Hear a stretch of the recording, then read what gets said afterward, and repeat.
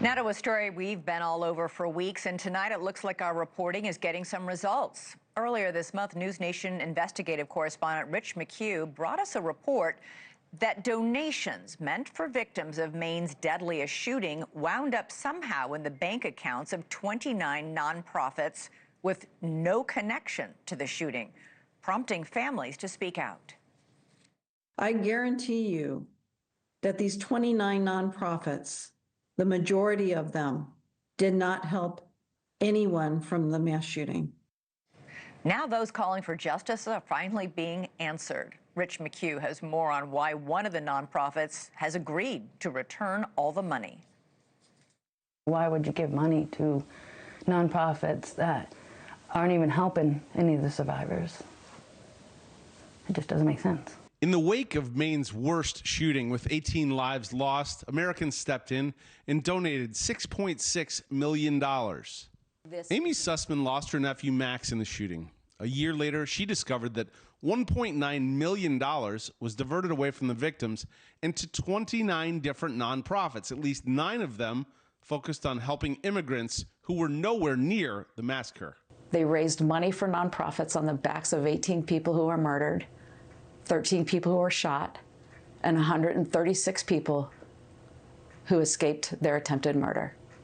They used that to raise money for nonprofits. All of it orchestrated by a local nonprofit, the Maine Community Foundation. But now Sussman says that after hearing these reports and from other victims, one of the nonprofits says it wants to make things right and give the money it received, $65,000, to the survivors and family members. They feel this is the right thing to do. The message to the survivors and family members is that you are more important in this story. Just looking at the money, you could imply that they're not very important.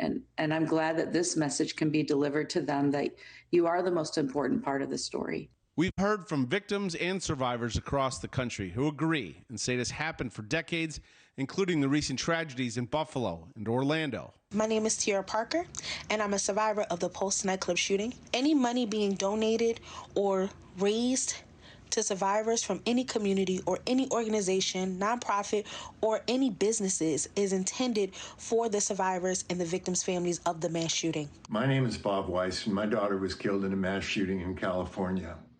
We're asking the 29 nonprofits in Lewiston who took donations and did not help any of the victims to give the money back. The Maine Community Foundation declined our request for an interview, but says they were clear from the outset that there were 2 different funds, and their, quote, communication to the recipients of the Victims and Families Fund regarding contributions referred to that fund only. Anita Bush, founder of Victims First, an organization dedicated to providing assistance to survivors and families of mass casualty crimes, says this: when nonprofits accept donations collected after a mass shooting, those nonprofits should be assisting victims and survivors of that shooting. The leader of one nonprofit had a change of conscience. We pray others do as well.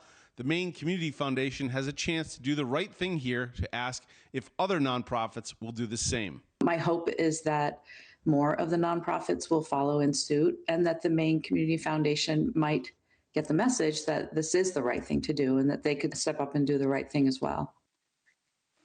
Now, this nonprofit that is giving the money to the victims, they asked not to be named. We asked the Maine Community Foundation if they wanted to respond. They said they had not been aware that a nonprofit had made this decision, which tells me, Elizabeth, that this nonprofit is not going through the Maine Community Foundation to return these monies. Yeah, perhaps reaching out directly to these people and these survivors of this shooting. Wow, great reporting, Rich McHugh. Thank you so much. Thank you. Thank you for watching. Subscribe below and download our NewsNation app right now on your phone, and you will get fact-based, unbiased news for all Americans.